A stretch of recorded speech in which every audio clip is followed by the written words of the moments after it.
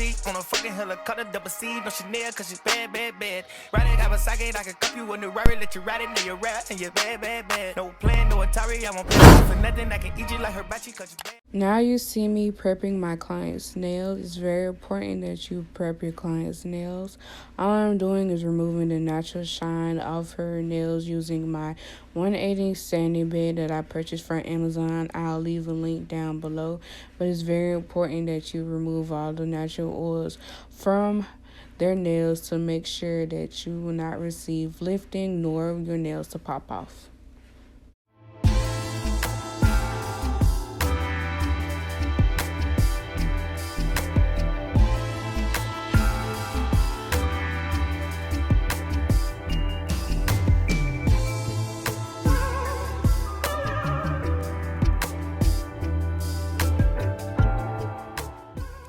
The next thing I will be doing is removing the cuticle off her nails. Normally you'll see people push back the cuticles, but I have a drill, my balling drill, to remove the cuticles from around the nail plate. I just do that on each finger that will also help reduce lifting and to reduce your nails to pop off. It is very important that you prep your client's nails properly. I cannot stress that enough. It would go a long way.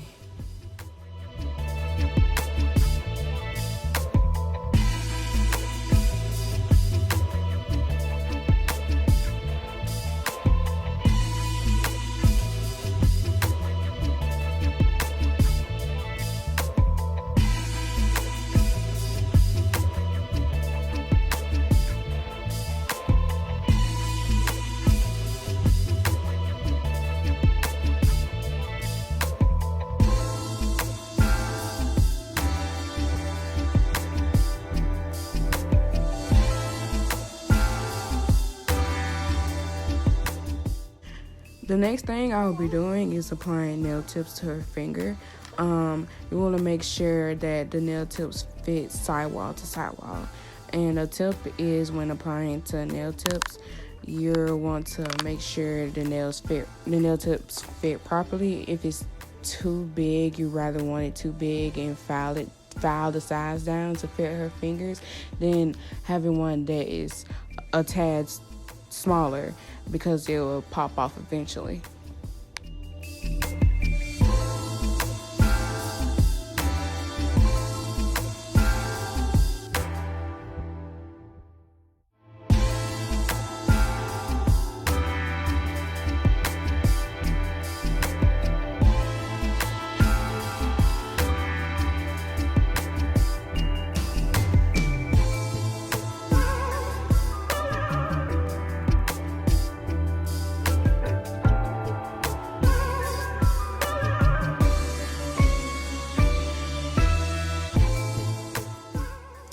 Next, I will be applying my Protein Bond primer to her nails. You want to make sure that you get this on her nail plate, not on the skin, just in case you have any cuts while prepping, because this will burn your client.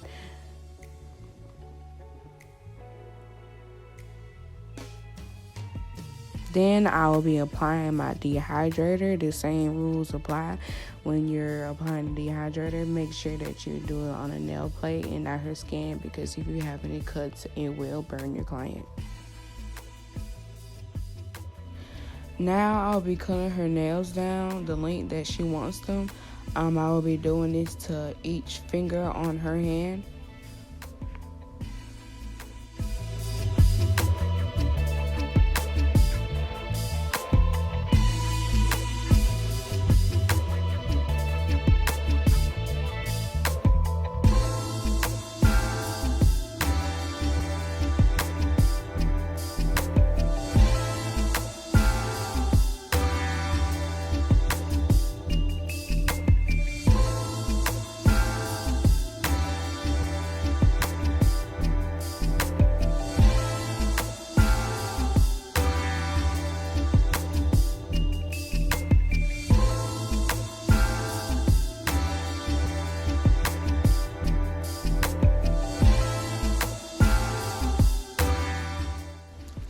After link check, I will now be cutting the size of the nail tip using my straight edge nail clippers. You want to do this to reduce fouling when achieving this coffin look. It helps reduce time as well.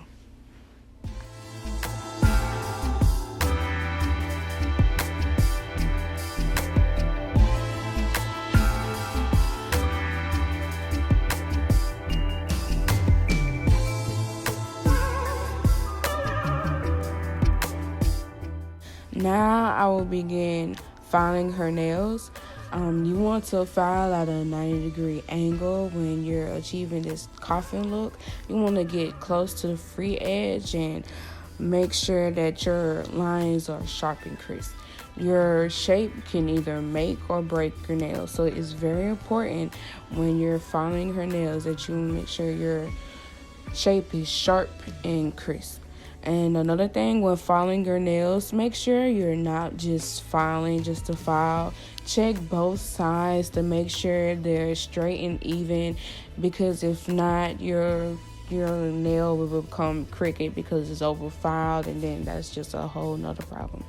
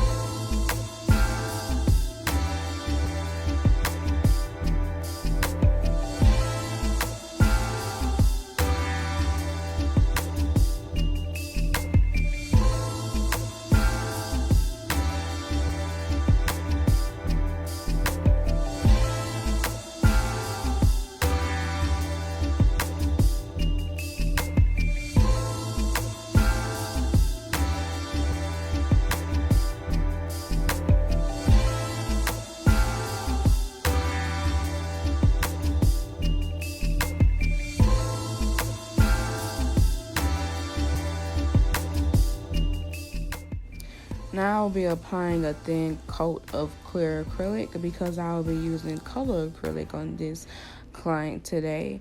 I normally do this when I know this client will come back for a fill. You don't necessarily have to do this with every client. This just helps for when they get ready to get a fill. All I have to do is file off the color acrylic and I won't have to put a new set. I'll just have a set that I had on previously.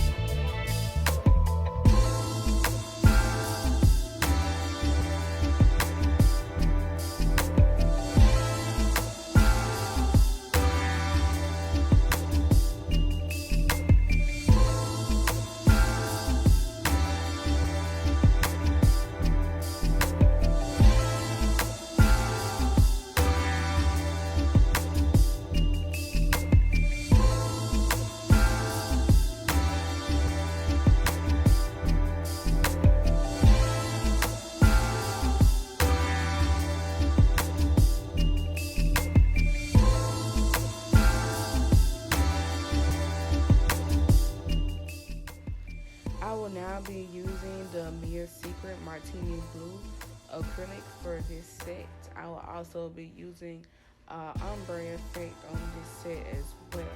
When you're applying acrylic, please be mindful. Do not get the acrylic on the skin because that will cause lifting. You also do not want it on the cuticle area as well. You want to walk around that area as much as possible. Please do not get the acrylic on the skin or it will cause lifting. Also, as well, you want to be mindful of what size brush that you're using. I'm using a number 8 brush. This brush is very manageable for me and also it helps with my controls the acrylic. I got this brush from Sally's. It was probably around 16, 17 bucks. So not that bad. But as you can tell, it is time for me to get another one.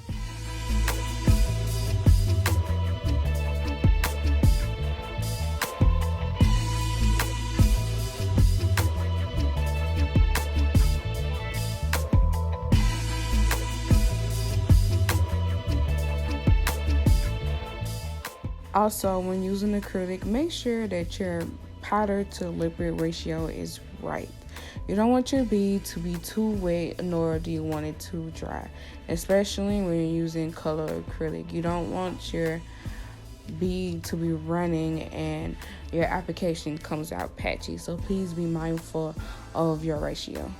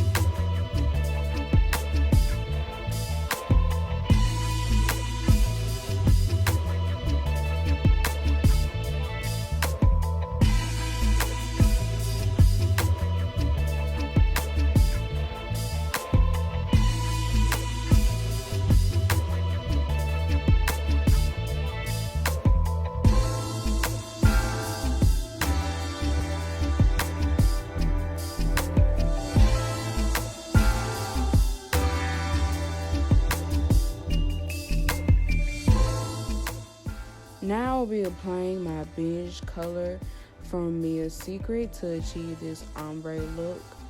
For some odd reason, this acrylic was hard to blend, but hey, I made it work. When achieving this ombre look, you want to go back and forth from each color to make sure that it has that soft blended look. You don't want harsh lines when achieving this ombre look, so it's okay to go back once or twice to achieve that nice soft blended ombre effect. But you do not want to bulk up with acrylic on your nail because that would take a lot of time to file down. So also be mindful of the amount of acrylic.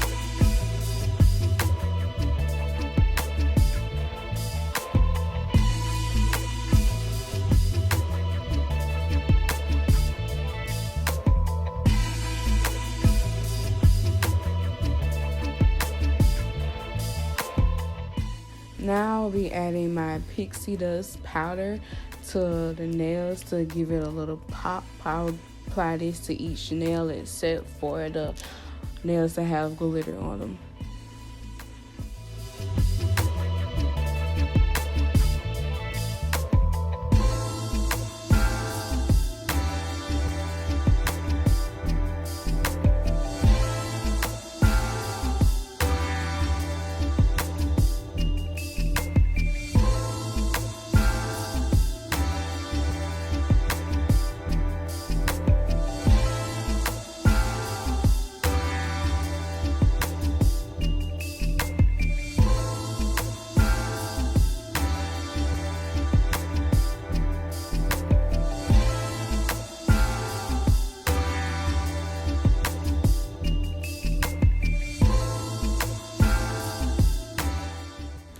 Next step is very important when using color acrylic. I will be encapsulating my nails using Mia's Secret Clear.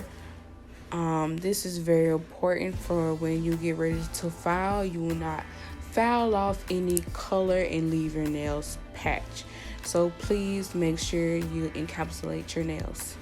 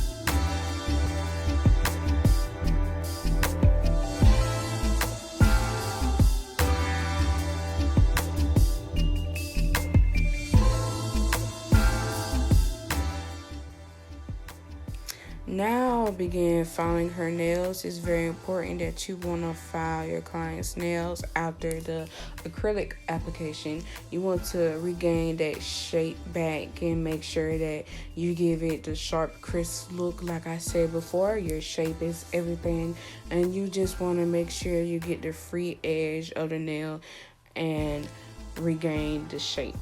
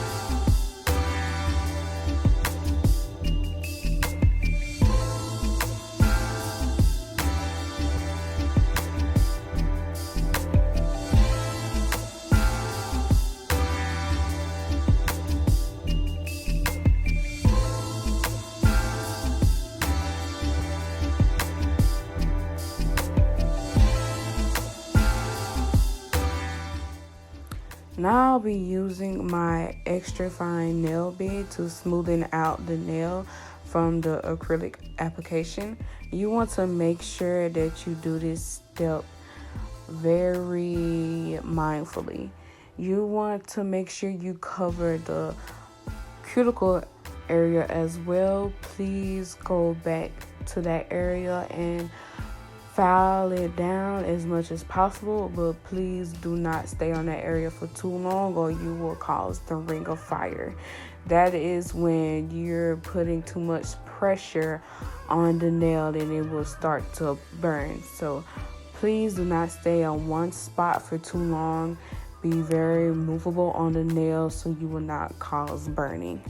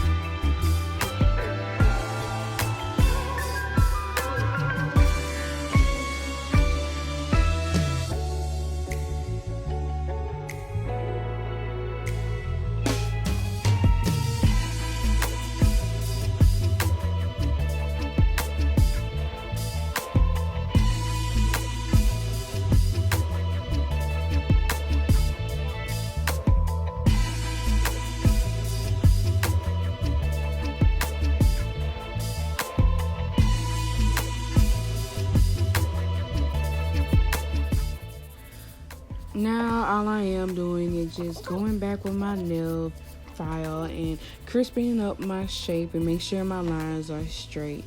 This is the time I take to examine my nails to make sure everything is still good and smooth.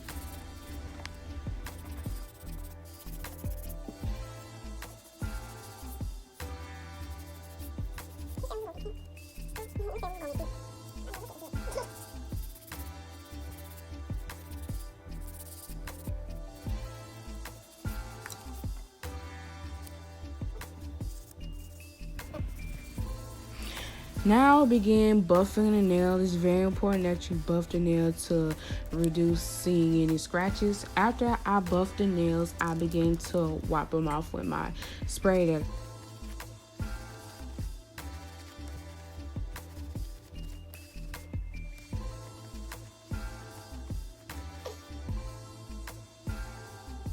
Now you'll see me to begin applying her rhinestones. When I'm using bigger rhinestones, I have a special glue that I like to use to make sure they stick well. For this part of the video, I had to cut it short because I had a problem with my jewelry shifting while in the lamp. So I had to cut it short. Plus, for the sake of the video, it was getting kind of lengthy. I'm sorry, I have it next time.